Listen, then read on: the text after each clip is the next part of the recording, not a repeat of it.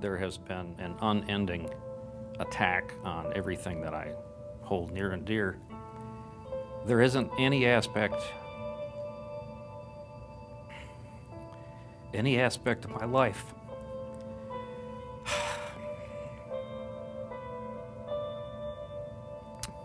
and my family's that really hasn't been affected.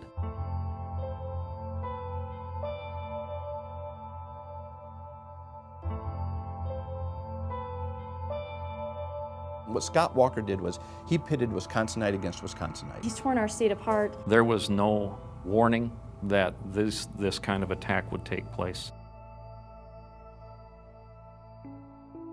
Collective bargaining rights, Due process, Health insurance, tenure, Retirement benefits. Every teacher in Wisconsin, depending on their pay, now gets paid between $2,000 and $5,000 a year less than they did a year ago. all those things that We fought for years and years and years, lost.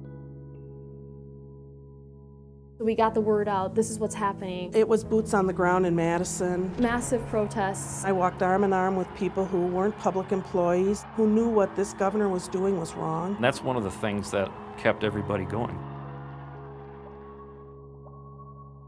So instead of contracts between teachers, school employees, and their employer, there are policy handbooks. A 2-page document of guidelines. There's a school district that, in their policy handbook, requires women educators to wear skirts or dresses that are below the knee and heels. Putting in things about what you could and couldn't do on your personal days. Policy handbooks that say you'll be dismissed from teaching if you get a speeding ticket. In the past, we had some security in knowing they had to have just cause to attack us. If I make one wrong step, I could be out, and now what am I going to do? In terms of tenure or due process protection or seniority, effectively that's all been eliminated. Many, many teachers were forced to retire and leave the profession. School district could just decide, we want to save a little money this year, so we'll lay off the more expensive people. My dad retired about 2 to 3 years early because he simply couldn't afford to keep teaching. There were hundreds of years of experience that were lost.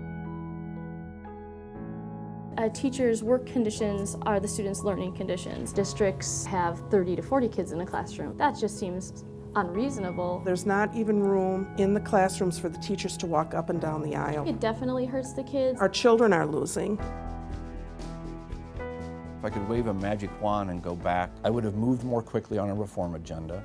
I would have built deeper and better community partnerships. If you really care about what's going on with your students, you need to care about what's going on politically. If there's a message to my fellow teachers in Illinois is how important being active in politics is. This is an attack on a national level. Listen to people in states surrounding you, Ohio and Indiana and Wisconsin. And if we can fix it here, we can spread out and reclaim some of what's been done in other states. It really is a battle, and it's important, and the stakes are really high. There comes a point when you just have to stand up and say, this is wrong. Stand up for yourself. It could happen in Illinois.